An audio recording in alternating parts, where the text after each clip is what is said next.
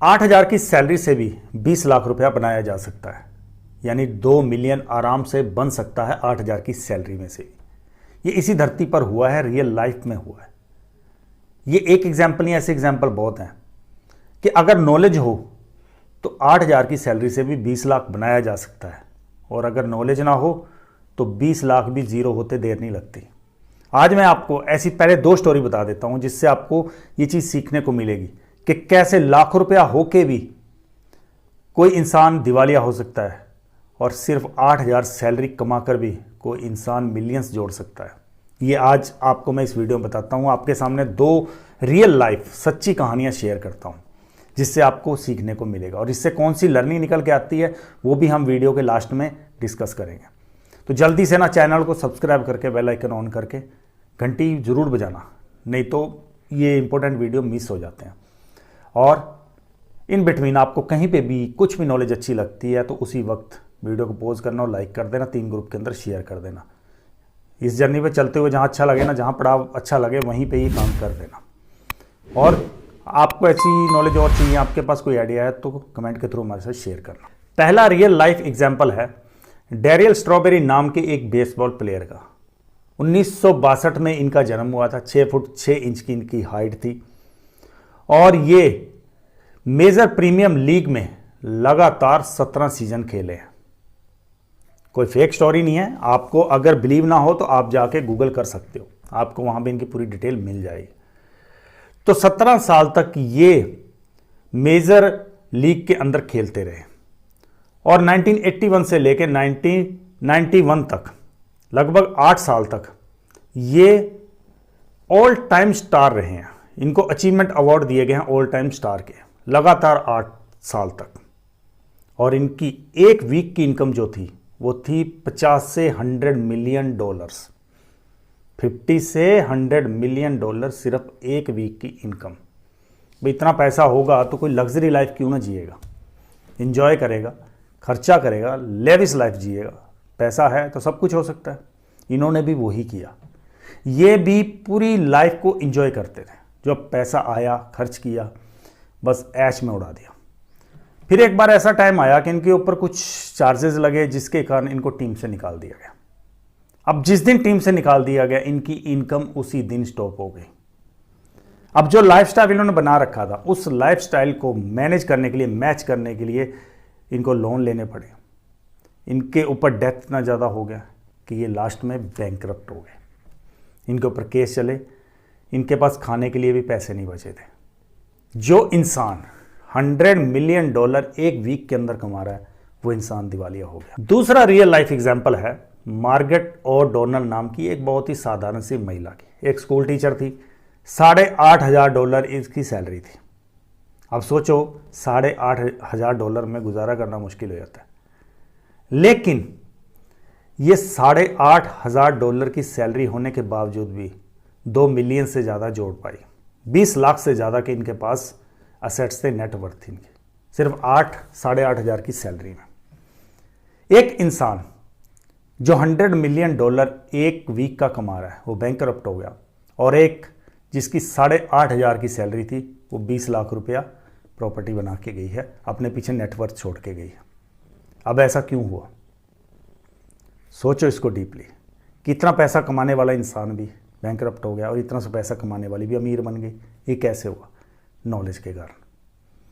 Daryl strawberry को knowledge नहीं थी अपने फाइनेंशियल मैनेजमेंट की, लेकिन मार्गरेट को अपने फाइनेंस को मैनेज करने की पूरी नॉलेज थी। उन्होंने कुछ रूल्स को पूरी ज़िंदगी अपना के रखा, उन्होंने पूरी लाइफ बदल दी। अब इससे क्या लर्निंग निकल के आती है?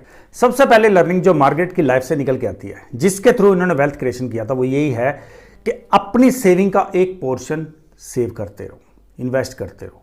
मार्गरेट ओ'डोनल यही करती थी। वो 10% अपनी सेविंग का हर महीने अलग निकाल देती थी, उसको कहीं पे अच्छी स्कीम में इन्वेस्ट करती थी और उसका पैसा बढ़ता रहा।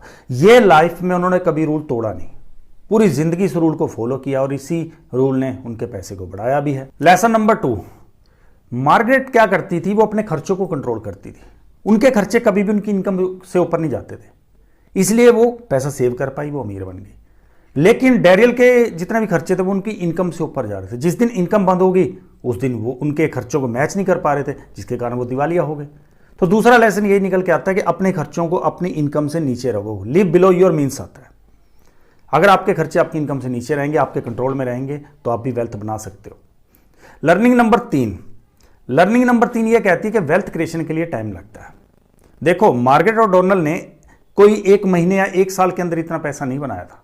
उन्होंने लंबे टाइम तक इन्वेस्ट किया, उन्होंने पूरी लाइफ इस रूल को फॉलो किया है, पूरी लाइफ वो इस रूल के ऊपर चलती रही है। ये जो वेल्थ क्रिएशन का मामला है ना, ये कुछ महीनों का, कुछ सालों का गेम नहीं है। इसमें लंबे टाइम तक टिके रहना पड़ता है, एक रूल को फॉलो करते रहना पड़ता है, तब वेल्थ क्रिएशन होती है। और दोस्तों, जो चौथी लर्निंग हमें इस कहानी से निकल के आती है, वो ये है कि छोटी छोटी बचत हमें लंबा इंपैक्ट देती है। अगर आप सोचो कि आपके पास 10 लाख हो जाएगा तब आप सेव करना शुरू करोगे, आपके पास 1 लाख हो जाएगा तब आप कुछ बचाओगे, तो नहीं हो सकता। एक कहावत सुनी है ना कि राइट टाइम क्या है कोई भी चीज शुरू करने का? It's now. अभी से शुरुआत कर दो।